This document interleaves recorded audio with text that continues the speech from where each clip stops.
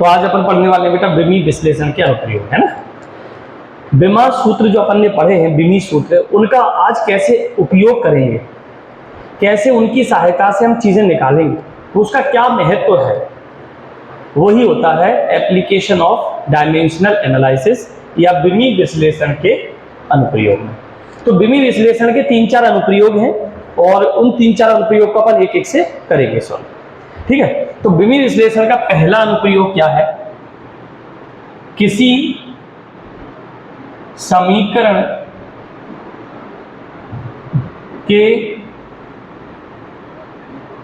समीकरण की शुद्धता की जांच करना।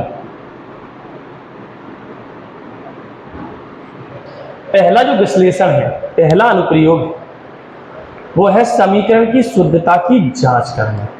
ये चेक करो कि समीकरण वाकई में शुद्ध है या अशुद्ध। तो शुद्धता और सही में अंतर होता है ना। सही है या शुद्ध है, दोनों में सिर्फ इतना अंतर है कि सही का मतलब होता है एग्जैक्ट, जो है वही होना चाहिए, और शुद्धता का मतलब यह है कि उसकी जो विमा है वो बराबर है या नहीं है। जैसे कि हम विमीय सूत्र पढ़ सके, हर समीकरण के प्रत्येक टर्म्स का विमीय सूत्र बराबर होना चाहिए। जैसे मैंने आपसे पढ़ाया था x = a + b, तो जो विमा x की थी, a की थी, x की थी, a की थी, वही b की थी, तो ये शुद्ध है, मतलब समान विमा में समान राशि जुड़ी होगी, ठीक है। तो कहने का मतलब यह है आप इस समीकरण से हम शुद्धता की जांच कर सकते हैं। तो पहला समीकरण हमने यहां लिखा एग्जांपल में, v = u + at, v = u + at, और चेक किया ये शुद्ध है या अशुद्ध। इसमें कितने पद दिख रहे हैं, 1 2 3। अगर तीनों पद का विमीय सूत्र सही है, बराबर है, एक जैसा है, तो ये समीकरण शुद्ध है, अदरवाइज ये समीकरण अशुद्ध है। तो हमने देखा विमा, ये क्या है, वेग, वेग का विमीय सूत्र होता है LT-1। याद ना हो तो विमीय सूत्र दूरी बटे समय या विस्थापन बटे समय से L/T से निकाल सकते हैं, LT-। U हमारा क्या है, U हमारा प्रारंभिक वेग। तो प्रारंभिक वेग हो चाहे अंतिम वेग हो, वेग का तो विमीय सूत्र यही होता है। ए हमारा क्या है, त्वरण, ए हमारा त्वरण, तो त्वरण का होता है LT-2, और टाइम का क्या होता है t, तो ये है LT-1, ये भी है LT-1, और ये भी है LT-1। अब 3 पद थे, तीनों विमीय सूत्र समान आ रहे हैं, तो हम कह सकते हैं लेफ्ट हैंड साइड में, बाएं पक्ष में जितने भी पद हैं उनका विमीय सूत्र राइट हैंड साइड में जो पद हैं उनके विमीय सूत्र के बराबर है, अतः यह समीकरण शुद्ध है, यह समीकरण शुद्ध है। क्लियर, लिख लो।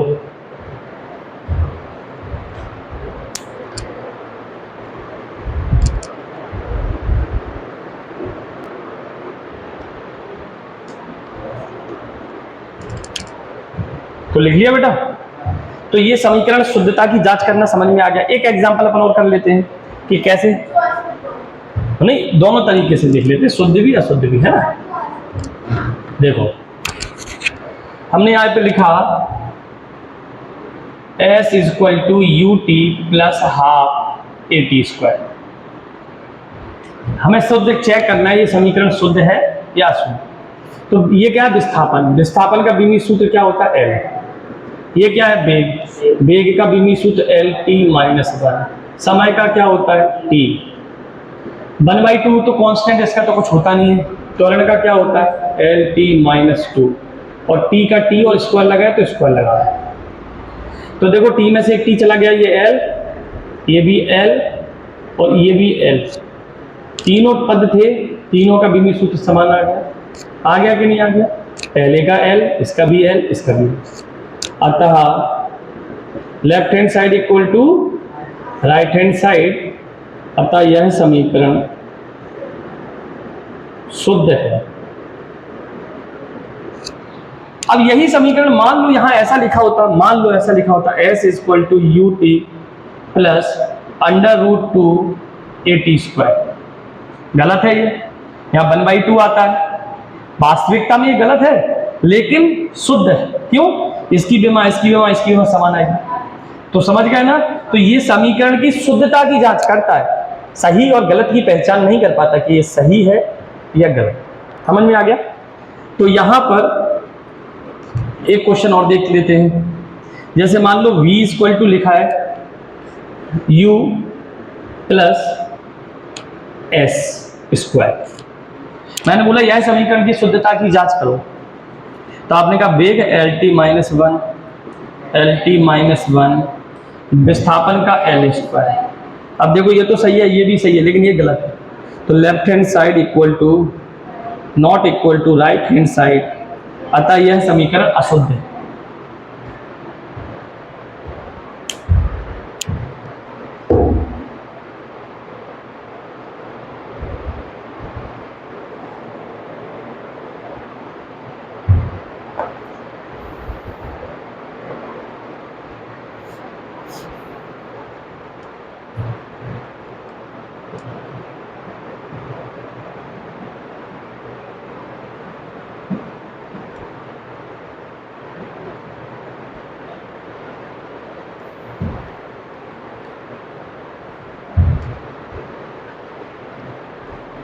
देखो एक और देख लेते हैं बेटा, है ना, फिर लिख लेते हैं, है ना। तीसरा देखो, हमें t इक्वल टू दिया है 2π√L/g। हमको प्रूव करना है ये शुद्ध है या अशुद्ध है। ठीक है, चेक करना है ऐसे कैसे बता। तो t का क्या होता है, बिंबी सूत्र t होता है, 2π का तो कुछ होता नहीं, अंडर रूट लगा दो, L का L होता है, और g का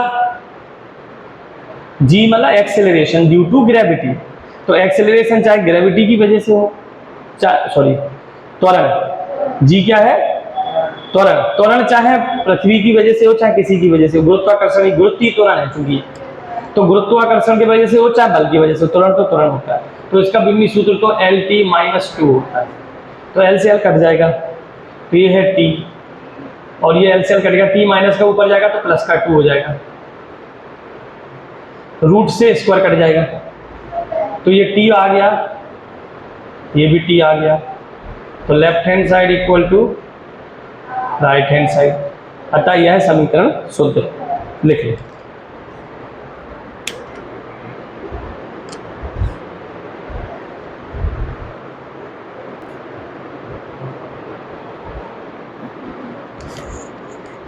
तो ये पहला अनुप्रयोग था, शुद्धता की जांच करना, समझ में आ गया। अब अपन दूसरा अनुप्रयोग पढ़ते हैं ना।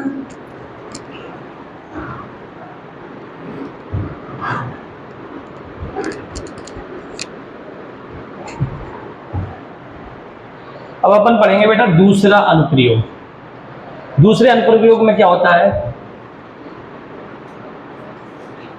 विमीय विश्लेषण की सहायता से किसी भौतिक राशि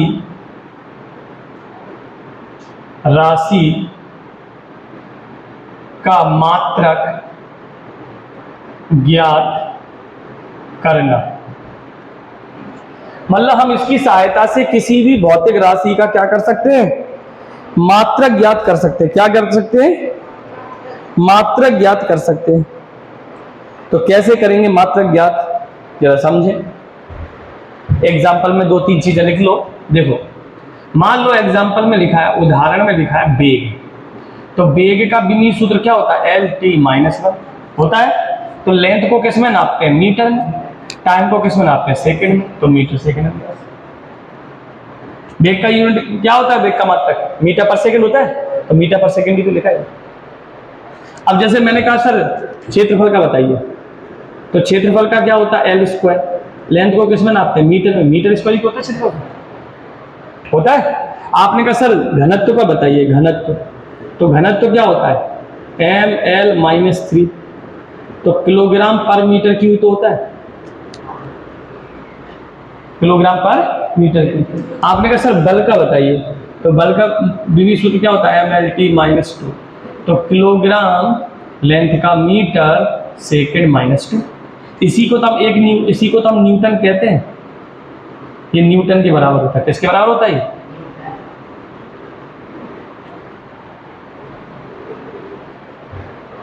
देखो किसी का भी मात्रक निकाल सकते हैं, लिख लो बेटा।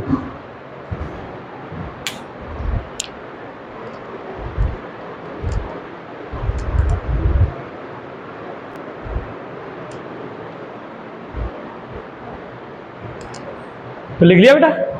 तो ये विमी सूत्र का विमी सूत्र या कहें विमी विश्लेषण का ये दूसरा अनुप्रयोग था। अब अपन करेंगे तीसरा अनुप्रयोग।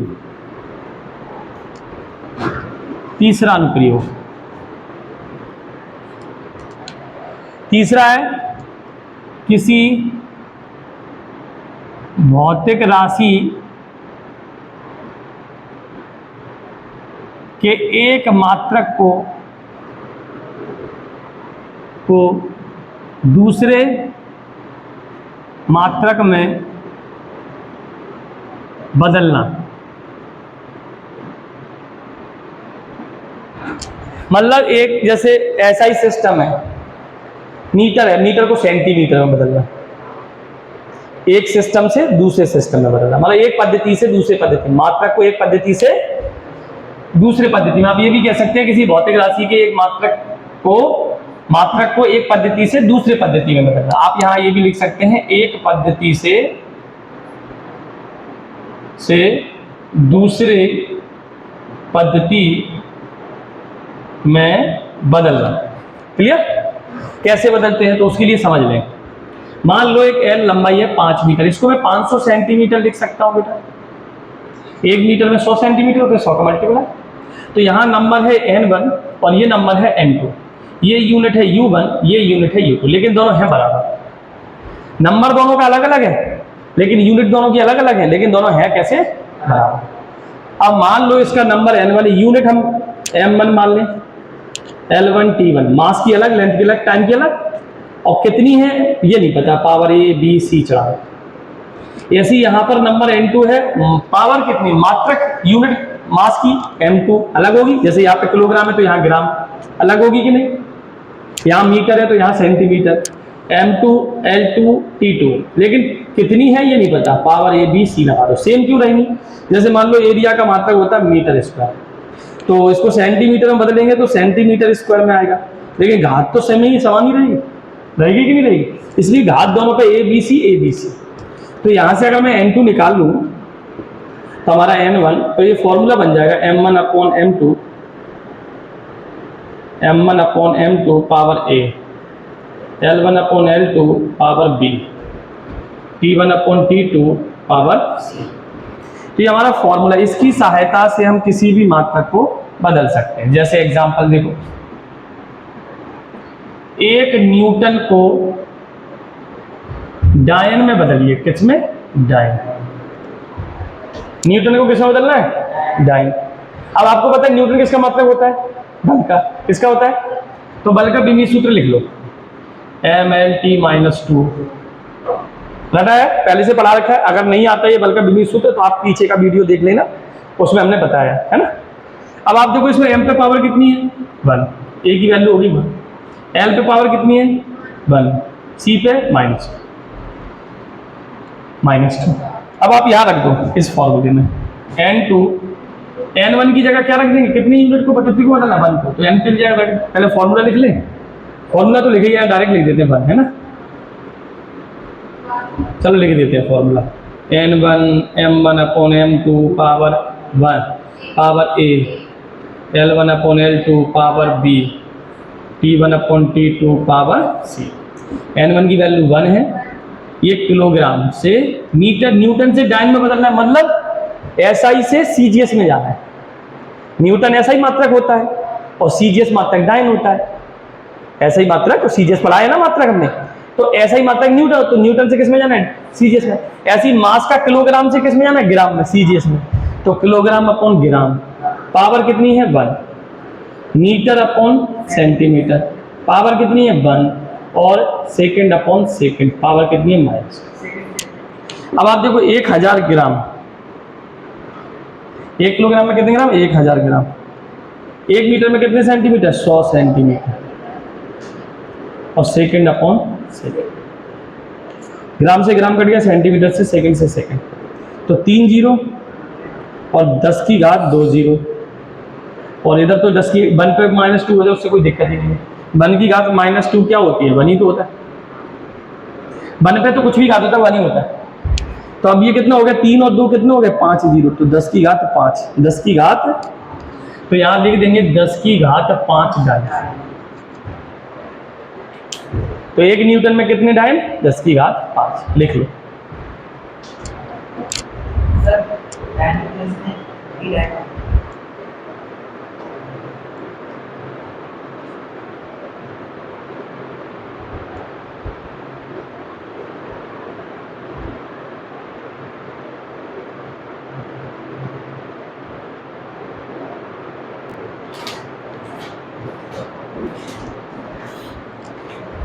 तो बेटा समझ में आ गया, ये लिख लिया।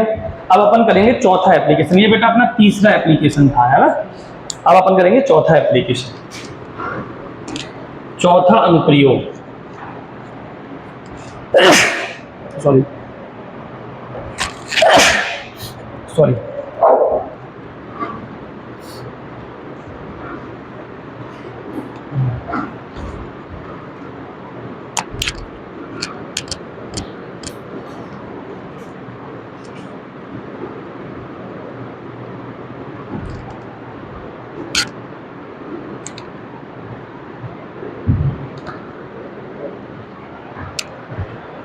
अब अपन देखते हैं, देखो बेटा फोर्थ एप्लीकेशन,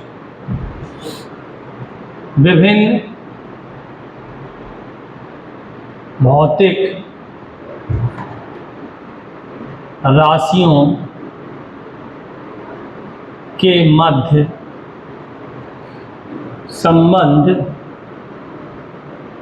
स्थापित करना। विभिन्न भौतिक राशियों के मध्य में संबंध स्थापित करना। तो हमको क्या करना है? अब विभिन्न भौतिक राशियों के मध्य में क्या करना है? संबंध स्थापित करना है। संबंध स्थापित करना, रिलेशन बताओ उनके बीच में, पहले फॉर्मूला ड्राइव करो। तो हम उदाहरण से समझते हैं ना। एग्जाम्पल के तौर पर मान लो एक समय दोलन का एक मान लो एक सरल लोलक दोलन है, सरल लोलक दोलन। अच्छा, सरल लोलक दोलन वही होता है जो घड़ी के नीचे ऐसे घूमता रहता है, उसी को बोलते हैं सरल लोलक दोलन, है ना। अब वो सरल लोलक दोलन घूमने में जो समय लगता है उसको बोलते हैं आवर्तकाल, या क्या बोलते हैं? आवर्तकाल। क्या बोलते हैं? आवर्तकाल। तो सरल लोलक दोलन का आवर्तकाल मतलब टी,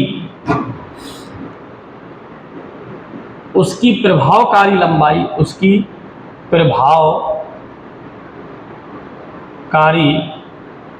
लंबाई और गुरुत्वीय त्वरण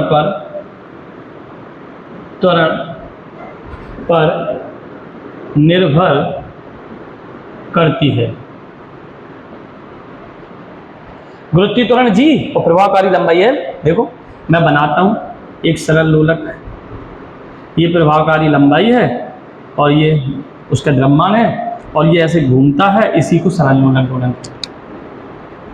बात समझ में आई? तो इसका जो समय आवर्तकाल है टी, वो लंबाई पर और द्रव्यमान पर निर्भर कर रहा है। तो आप तो एक बात समझ लो, जो जिस पर निर्भर करता है वो समानुपाती में लिख दिया करो। समय मतलब टी किस पर निर्भर कर रहा है? लंबाई एल पर, समानुपाती में लिख दिया। और किस पर निर्भर कर रहा है? गुरुत्वीय त्वरण जी पर, इसको भी समानुपाती लिख दिया। लेकिन इस क्वेश्चन में कहीं दिया गया कितने एल पर निर्भर कर रहा है? नहीं दिया। तो पावर लगा लो यहाँ पर ए और यहाँ पावर लगा लो बी। समानुपाती का निशान हटाते तो एक कांस्टेंट आता है। क्या आता है बेटा? कांस्टेंट के, एल की पावर ए, जी की पावर बी। ये हमारा एक समीकरण बन गया। अब अगर ये समीकरण सही है तो इसके बाएं पक्ष के विमीय सूत्र दाएं पक्ष के बराबर होंगे, बताया था। तो हमने बाएं पक्ष का विमीय सूत्र लिखा टी, दाएं पक्ष में के तो नियतांक है, के का तो कोई होता नहीं। एल का क्या होता है? एल पावर कितनी? ए। जी का होता है एल टी -2, पावर कितनी है? बी। तो यहाँ पर टी m तो है नहीं, m0 L0 t, तो यहां पर भी m नहीं है तो m0, l है l की पावर a, l की पावर b। जब बेस समान होते तो आधार समान होने पे घातें जुड़ती, और t की पावर -2t। अब ये कब बराबर होंगे? जब इनकी घातें बराबर होंगी। इसका मतलब ये 0 है, ये भी 0 है, सही बात है, ये 0, ये a प्लस बी, इसका मतलब a प्लस बी को क्या होना चाहिए? 0। इधर 1 है, इधर -2b, इसका मतलब -2b को क्या होना चाहिए? 1। -2b किसके बराबर होना चाहिए? 1, तभी तो बराबर होगा। तो अपन ने यहाँ पर क्या किया, -2b इक्वल टू अगर 1 है तो b की वैल्यू कितनी आ गई? -1/2। और b की वैल्यू -1/2 यहाँ रखेंगे तो a की वैल्यू आ जाएगी बेटा +1/2। यहाँ जब हम b की वैल्यू -1/2 रखेंगे तो -1/2 उधर जाएगा, +1/2 हो जाएगा, तो a की वैल्यू क्या आ जाएगी? +1/2। अब इस समीकरण में रख दो मान कि l की पावर 1/2 g की पावर -1/2, तो इसको हम ऐसे लिख सकते हैं कि l की पावर 1/2, g नीचे आ गए +1/2। इसको हम ऐसे भी लिख सकते हैं कि l/g की पावर 1/2, और 1/2 का मतलब होता है रूट, √l/g, तो ये प्रूफ हो। इसने संबंध बता दिया और इसने ये भी बताया यहाँ एक कांस्टेंट आता है। देखो याद करो, हमने इससे पहले क्वेश्चन कराया था, तो कांस्टेंट कितना आया था? 2π। याद करो ये फॉर्मूला क्या था? 2π √l/g, तो ये कांस्टेंट आता है 2π। तो इसने ये तो बता दिया कांस्टेंट आता है, लेकिन इसकी कमी है, ये नहीं बता पाता क्या आता है। कांस्टेंट आता है ये तो बता देता, यहाँ एक कांस्टेंट आएगा, लेकिन क्या आएगा ये नहीं बता, इसने ये नहीं बता पाया 2π आएगा, यहाँ ये बता दिया यहाँ एक कांस्टेंट आएगा, तो इसका ये कमी हो गई। विमीय विश्लेषण की कमी क्या है कि किसी भी कांस्टेंट को हम ज्ञात नहीं कर सकते इसकी सहायता से। ये तो बता देगा कांस्टेंट है, पर उसका मान ज्ञात नहीं कर पाएगा कितना है। क्लियर? दूसरी कमी इसकी है कि ये 3 तक तो निर्भर करे, जैसे कोई राशि 3 पर निर्भर करेगी तब तक तो फॉर्मूला निकाल लेगा, 3 से ज्यादा राशि पर निर्भर करेगी तो ये वाला फॉर्मूला नहीं निकाल पाता। अगर कोई भौतिक राशि 3 पर निर्भर कर रही तो निकाल लेगा, लेकिन 3 से ज्यादा पर निर्भर कर रही है तो नहीं निकाल, तो ये फेल हो जाता है। तीसरा, ये कमी बता रहा हूं मैं इसकी, तीसरा कमी क्या है? तीसरी कमी है कि हम इसकी सहायता से साइन, कॉस, टेन, लॉग ये वाले फंक्शन ज्ञात ही नहीं कर सकते, क्योंकि ये तो डायमेंशनलेस होते हैं, और जब हम किसी डायमेंशन फॉर्मूले से करेंगे तो पता ही नहीं चलेगा कि इसमें आ भी रहा है कि नहीं आ रहा। तो sine, cos, tan, exponential, log कुछ भी आता हो, ऐसे समीकरण को इसकी सहायता से ड्राइव नहीं कर सकते। बात समझ में आ गया? चौथा इसकी कमी बताते हैं, एक भौतिक राशि, एक डायमेंशन, एक विमीय सूत्र कई सारी भौतिक राशि का है। अब ml² t-2, ml² t-2 इसका कार्य का भी है, बल आघूर्ण का भी है, बल आघूर्ण का भी है, तो अपन को पता ही नहीं चलेगा बल आघूर्ण का दिया है कार्य का दिया है, तो ये बहुत सारी इसकी कमी भी। तो विमीय विश्लेषण की 4-5 कमी अपन को याद करना है। समझ गया ना? लिख लो।